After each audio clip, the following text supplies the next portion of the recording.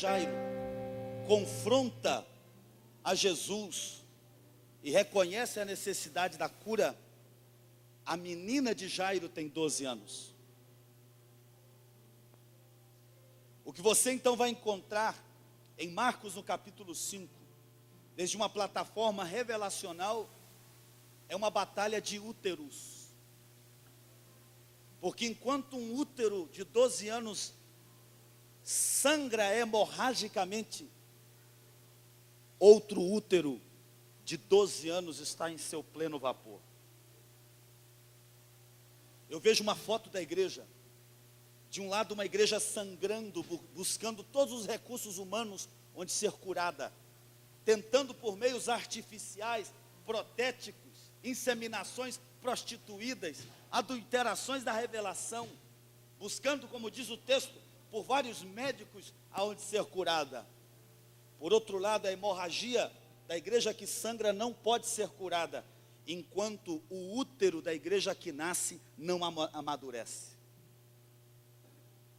Por que a mulher do fluxo de sangue não foi curada por 12 anos? Porque o útero da filha de Jairo não havia amadurecido ainda.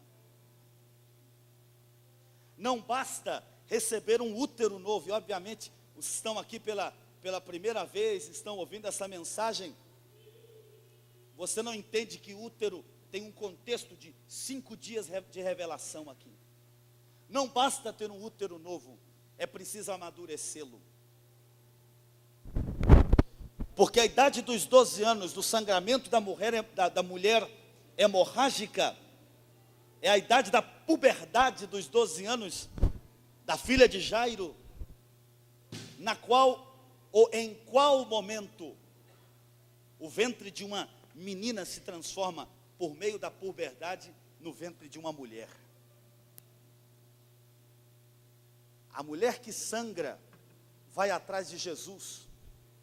A mulher que todavia não amadureceu, necessita de paternidade para acessar ao Senhor. A igreja que sangra anda sozinha, tocando no manto por detrás, sem autorização legal. A igreja que cresce e tem útero que desenvolve, ela depende do seu pai para acessar aquilo que Deus tem para ela nos próximos dias. O texto de Marcos, então, é veemente dizendo que a mulher por detrás agacha e, como pode, toca no borde do manto, e naquele momento, imediata e plenamente, o útero dela seca, e naquele momento a menina de Jairo morre. Porque para uma igreja que morre nessa geração, ser curada do seu sangramento, outra igreja vai ter que estar disposta a morrer pela cura do útero que está enfermo. Não é um convite então para uma festa, é um convite para a morte. Não é um convite para viver a vida, é um convite para perder a mesma. Não é um convite para ser alegre todos os dias, é o convite de tomar a cruz, negar-se a si e seguir a causa do Evangelho e do reino de Deus nesta geração. Na figura da filha de Jairo e da mulher do fluxo de sangue em Marcos 5, eu vejo duas igrejas. A pergunta é muito simples: a que igreja você está conectado? A primeira igreja sangra moribundamente, depende de elementos artificiais, investe as suas finanças em torno de si, gasta todo o seu dinheiro para se auto-melhorar. A igreja que nasce é uma igreja dependente de paternidade, é uma igreja que precisa estar nos cuidados da família. As histórias então em Marcos 5 se encontram. E o que ocorre então é uma transfusão de úteros. O útero de uma mulher velha, sangrada, talvez abusada, hemorrágica.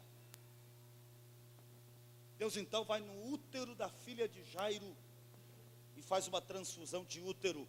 E eu vim aqui hoje basicamente dizer para você que do sangramento da sua história, da sua vida, em todas as dimensões e esferas, vai haver uma transfusão uterina neste auditório e nesta noite. Aqueles que não deram fruto até hoje e foram inférteis e estéreis, nesta noite o Espírito de Deus está curando o útero espiritual desta igreja em nome de Jesus.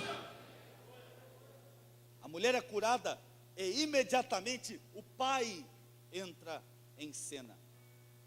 No processo de falar com Cristo, um familiar próximo, cercano, se aproxima de Jairo e anuncia a morte da menina. E aqui é onde começa a restauração final do útero, e os códigos que eu acredito podem nos ajudar para entrar nessa dimensão de úteros férteis e de igreja produtiva, missional, orgânica e poderosa. A primeira coisa que ocorre é que Jesus decide entrar na casa. O primeiro código que vai transformar esta igreja estéril numa igreja de útero forte, fértil e maduro, é uma igreja que saia dos templos e que volte para as casas. A presença de Deus não pertence a templos. A presença de Deus não deve estar nos quadriláteros de um auditório religioso.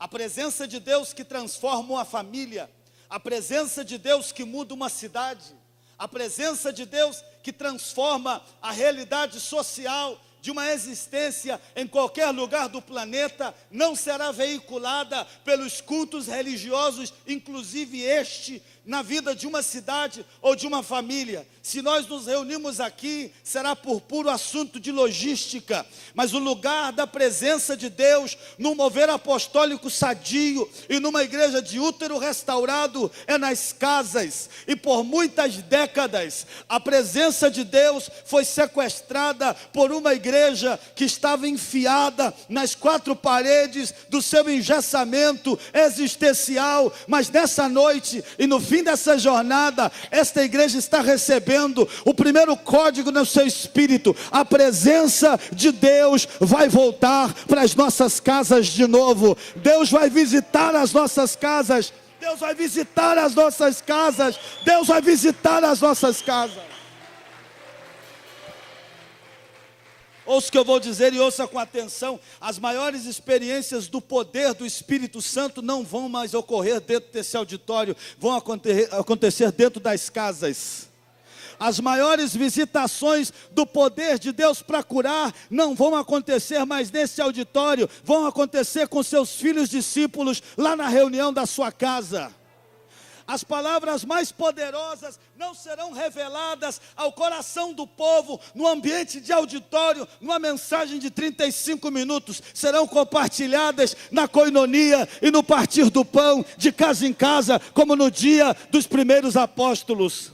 A primeira coisa que Jesus faz para ressuscitar a filha de Jairo e para devolver o útero fértil e poderoso é voltar para casa. A presença de Deus tem que voltar para casa. Por muitos anos nós tivemos um auditório cheio com casas vazias. Por muitos anos nós autorizamos as pessoas que tivessem uma performance religiosa no auditório, a despeito da indiscriminada falta de vida de santidade nos seus lares. Esse tempo passou e não mais será tolerado pela graça de Deus. Tem que andar com Deus em casa. Aleluia. Diga a quem está do seu lado: tem que andar com Deus em casa.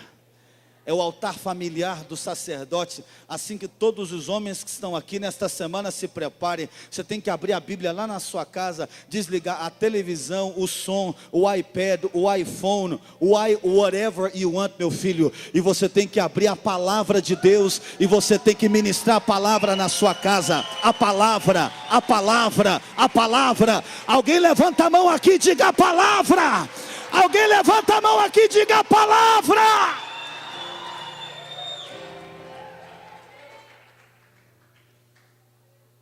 Esta igreja pode ir para a rádio e para a televisão se quiser, está abençoado. Eventualmente Goiânia vai necessitar ouvir o alinhamento que Deus tem aqui. Mas o crescimento desta igreja não depende dos meios de comunicação.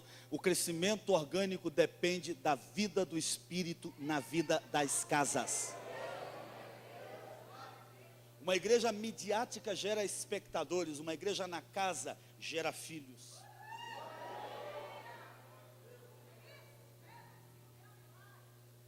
Tem que voltar para casa. Mas voltar para casa não é culto no lar. Você pode fazer 70 mil cultos nas casas, se a sua casa não tiver a presença de Deus primeiro. O Espírito de Deus vai voltar para as casas. O Espírito de Deus vai soprar sobre as casas. O Espírito de Deus vai entrar nas casas. O Espírito de Deus vai ministrar sobre as casas. Lembra de Zaqueu? Lembra de Zaqueu? Debaixo do sicômoro, pequeno, estatura baixa. Jesus olha para ele e fala assim: Zaqueu, hoje eu vou entrar na sua casa. Hoje eu vou entrar na sua casa, irmão. E eu não sei como você chegou aqui, enfermo, desgraçado, arrebentado, feio, destruído, divorciado. Hoje Deus vai entrar na sua casa de novo.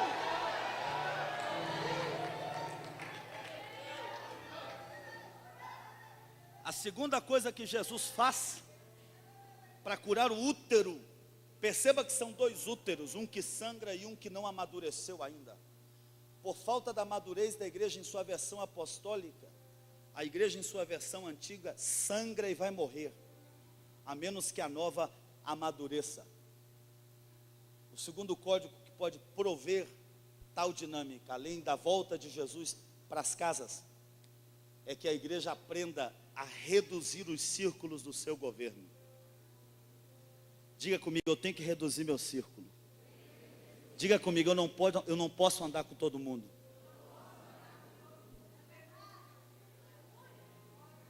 Diga para quem está do seu lado, se você não melhorar, eu vou deixar de andar com você.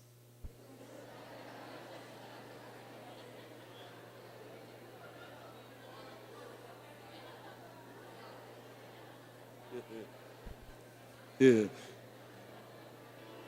é verdade. Rapaz, tem gente que eu conheci a vida inteira, já parei de andar com eles.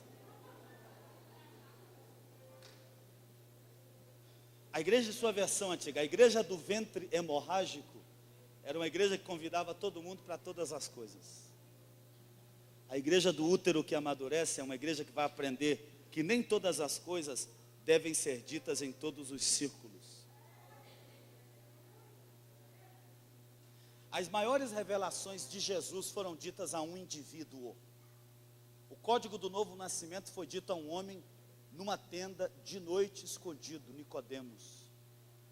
A adoração do novo pacto não foi revelada no templo de Jerusalém, mas para uma samaritana sozinha no poço de Jacó. A unção da ressurreição e da vida do capítulo 11 de João não foi dada em uma pregação de 5.000, mas para um grupo pequeno no velório do seu amigo Lázaro. As coisas mais importantes do reino não são ditas em grandes auditórios. As coisas mais importantes do reino devem ser ditas em círculos menores. Cada vez mais eu tendo a fugir dos grandes auditórios.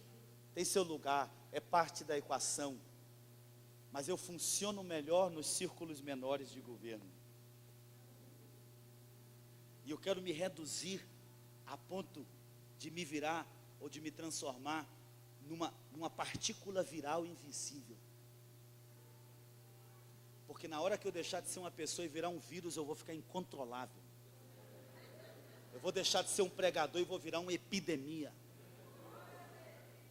E eu quero infiltrar em todos os sistemas e esferas do planeta.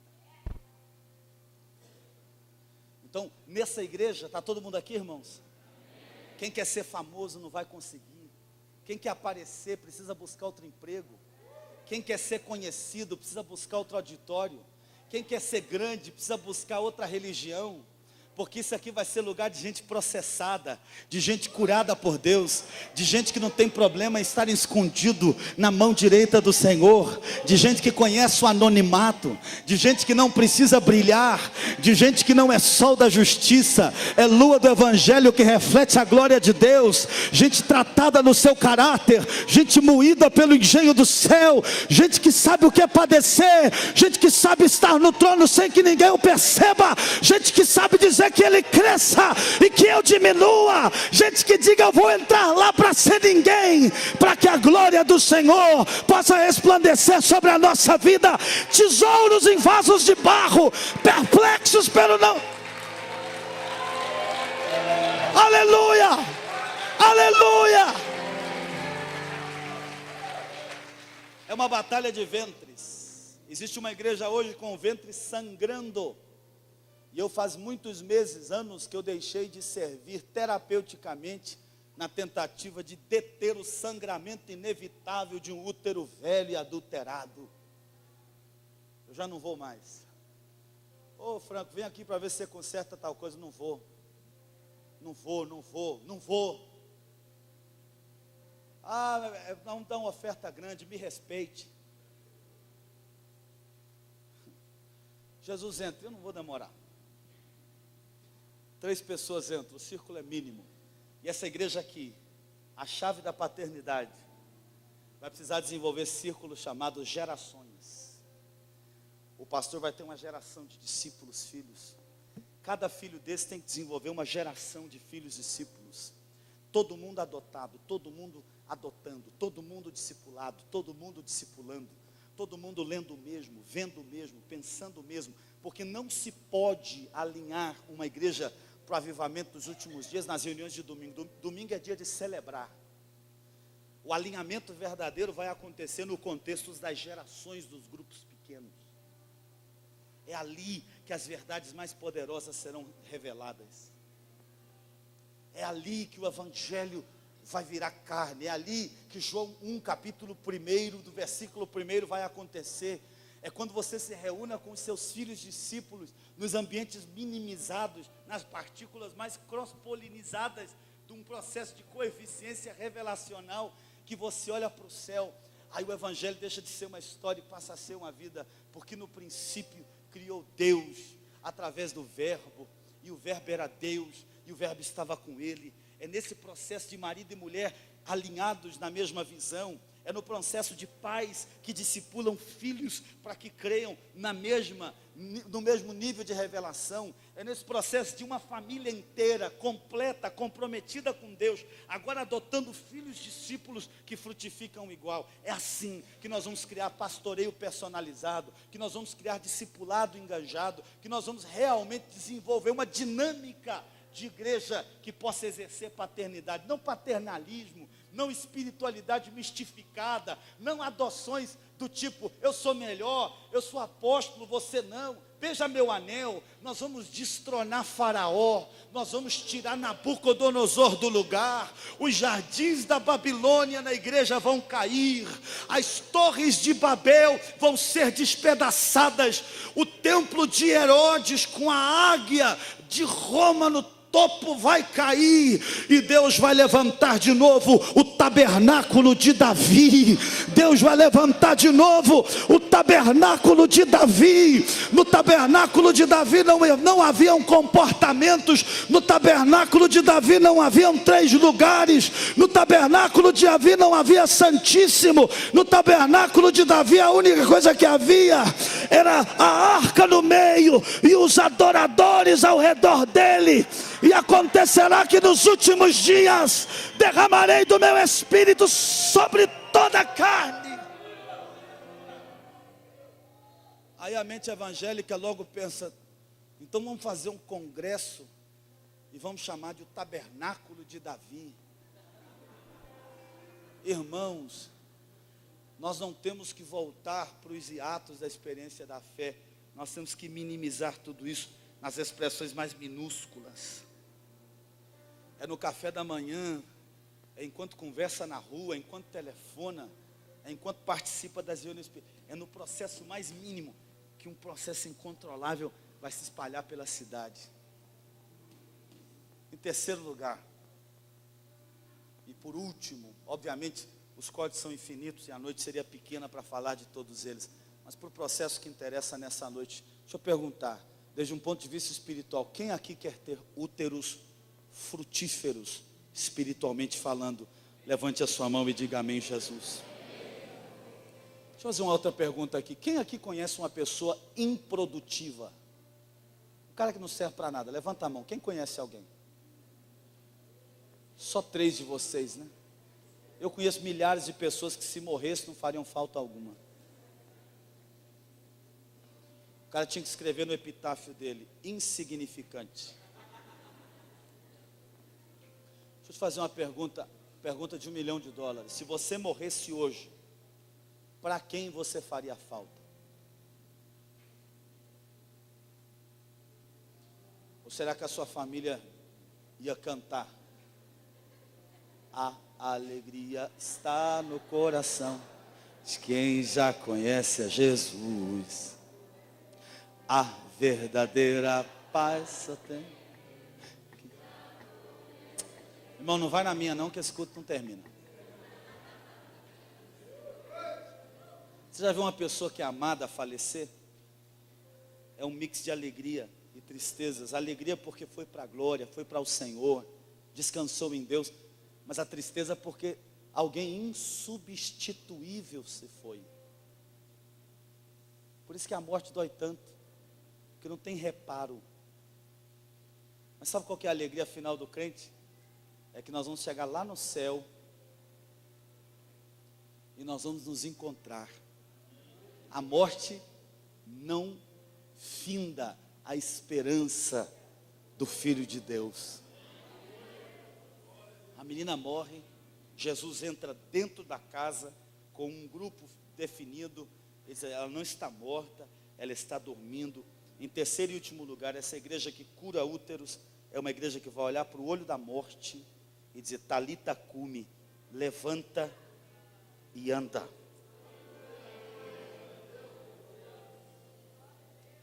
Levanta e anda. Naquele momento, o útero de Talita tinha sido transferido para a mulher do fluxo de sangue. Ela não tinha útero.